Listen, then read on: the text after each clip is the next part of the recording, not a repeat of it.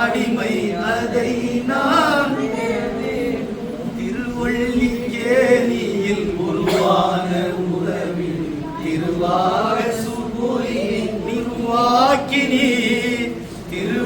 திருவள்ளிக்கேணியில் உருவான உறவில் திருவாக சுபுரியை உருவாக்கினி அந்நாளை எண்ணி இந்நாளில் நெஞ்சம் உயிரே உம்மை தேடி அழுகின்றதே அந்நாளை எண்ணி இந்நாளில் நெஞ்சம் உயிரே உம்மை தேடி அழுகின்றதே அருளூட்டும் உங்கள் அழகான பார்வை அடிமை அதை நான் பெறவே